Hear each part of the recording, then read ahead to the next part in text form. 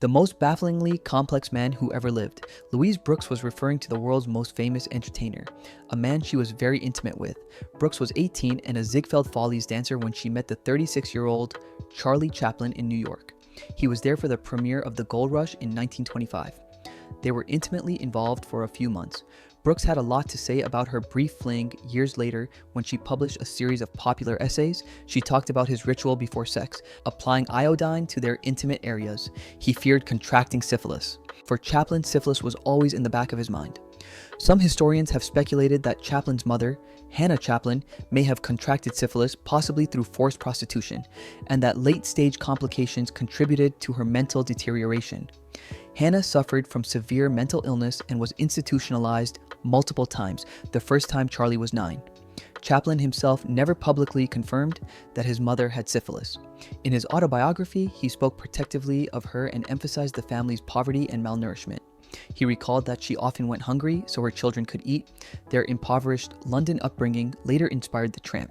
The character his second wife, Lita Grey, said he loved more than anyone else. Chaplin's relationship with Brooks coincides with his marriage to 17-year-old Lita Grey, who was pregnant with their first child. But let's rewind. Chaplin's first wife was actress Mildred Harris, whom he married in 1918. A year prior, he had signed a contract with First National, making him one of the highest-paid entertainers in the world. Harris was 16. Chaplin was 29. Sources say the marriage followed a pregnancy scare. It was troubled from the start. Chaplin said they were intellectually incompatible and that he believed he could educate her. I suppose he meant he could mold her into the ideal wife. The couple had a son, Norman Spencer Chaplin, in 1919. The baby was born severely malformed and died 3 days later. Chaplin and Harris divorced after roughly 2 years of marriage. Harris spoke publicly about the marriage immediately after the divorce in 1920, describing it as emotionally abusive and remarking, "The man who made millions laugh made me cry." Around that time, Chaplin became romantically linked to internationally famous actress Paula Negri. Their relationship attracted enormous press attention. Strangely, there were rumors that Adolf Hitler was a rabid fan of Negri, even gossip that she had a fling with Der Fuhrer. Negri described meeting Chaplin at Berlin's Palais Heinroth, saying, "A little man with a sad, sensitive face fought his way up to our table.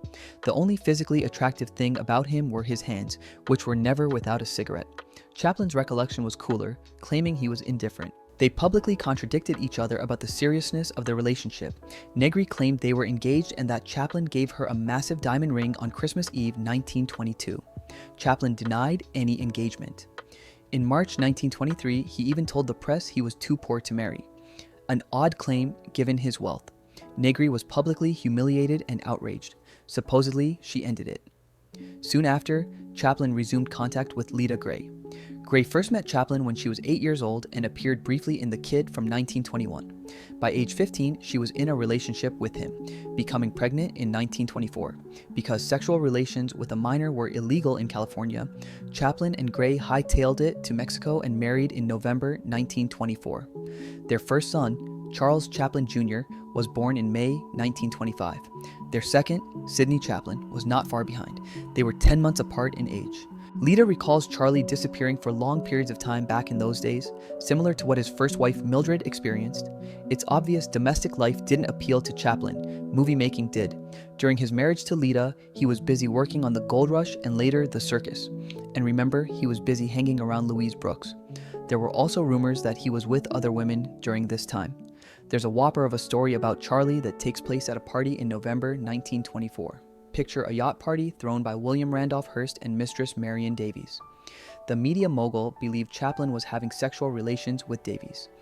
Well, the enraged Hearst shot at what he thought was the philandering culprit. The rumor is that he mistakenly killed the innocent movie producer Thomas Ince. The official record states that Ince died of heart failure, but there were some very suspicious events following his death. A quick cremation of the body and monies exchanged between Hearst and Ince's wife. So if true, Charlie once again escaped scandal, but he jumped from one frying pan into another. We check back in with his young wife Rita, tired of being isolated, alone with the babies and little emotional support.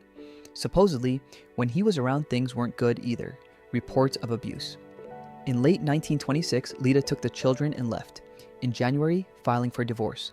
The court froze Chaplin's assets, estimated at about $16 million. A media sensation with the spicy 52-page bill of divorce front and center. All kinds of allegations were found in the document, and bootleg copies circulated around Hollywood. Again, abuse, and abortion came up, plus abnormal, perverted, and degenerate sexual desires. Grey's lawyers threatened to reveal the names of 5 prominent motion picture actresses with whom Chaplin had been intimate with during their brief marriage. Settled in August of 1927. At that time, it was the largest settlement in U.S. history. Chaplin paid out $600,000 to Grey and $200,000 in a trust for the children. He settled in large part to get ahead of the public image fallout. Studios were panicking. Newspapers called for his films to be banned. Chaplin had a nervous breakdown during the scandal. Despite the negative publicity, moviegoers continued to support Chaplin's films. City Lights and Modern Times were major hits. However, controversy followed him into the 1940s. His relationships with younger women, political views, and refusal to take U.S. citizenship made him a target during the Red Scare. In 1952, while traveling to promote Limelight, Chaplin was effectively barred from re-entering the United States. He chose to settle permanently in Switzerland. For all of Chaplin's foibles and scandals, Hollywood felt comfortable rewarding him with an honorary Oscar, as well as throwing a celebration for him at a Lincoln Center gala in April of 1972. Thanks for watching. If you enjoy the stories behind the scenes and the people who brought classic cinema to life, consider subscribing. I'll see you in the next video.